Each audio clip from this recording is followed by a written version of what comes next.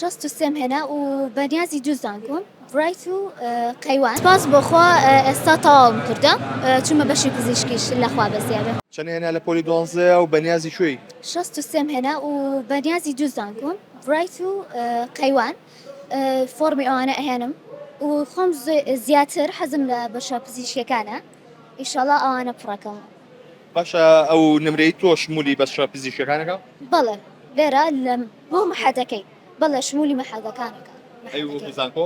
وەکو زانکۆ نەخێت پێویستە زانکۆ دەرەجەکە و بەرز بێت اینجا بە پارەش. بەڵێ سڵاوە لێ بێ ساڵی 2023 بوو لە پێشاگای نێکستێب تۆ قسەیەکمان کرد چاوەڕێتە کرد کە بچیتە بەشی پزیشکیەوە جا ئەم چاپێکەوتنی تۆ زۆر دەنگانەوەی هەبوو لە 1964 چی کرد گەیشتی بە شۆ ئەمە سێم ساڵی نێکستێب ئێستا؟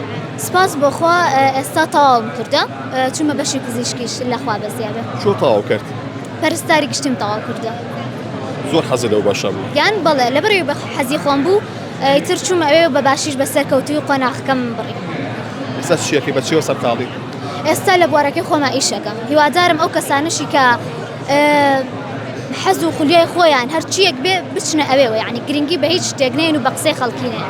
چەندێ هەبوو لە پۆلی 12 بدەم؟ 63 بوو ئەو کاتە. 63 ئەو کەسێک کە دەرچووی پۆلی 12 نمرەی هەر چەندێک بێ گوێ لە ناخی خۆی بگرێ و لە حەزەکانی خۆی بگرێ یاخود گوێ لە چواردەوری بگرێ؟ من ئەڵم گوێ لە ناخی خۆی بگرێ لەبەر ئەوەی خۆی ئەزانێت چ شتێک باشە بۆ خۆی لەبەرەوەی بە گوێی خۆی کا باشترە یعنی گوێ بە قسەی دەوروبەرەکەی نێ. دڵخۆش ئێستا کە بەشی پزیشکی تاوا کرد؟ بەڵێ زۆر دڵخۆشم لەبەرەوەی بە حەزی خۆم بوو. بەڵێ ئەتەوێت زیاتر بخوێنی؟ بەڵێ لە پرۆژەمە بخوێنمەوە. دەرەجەکانت باش بوو؟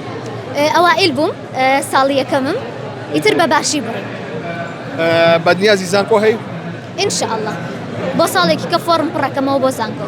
ئەم ساڵی سەرحەتەکەی؟ یان بەڵێ.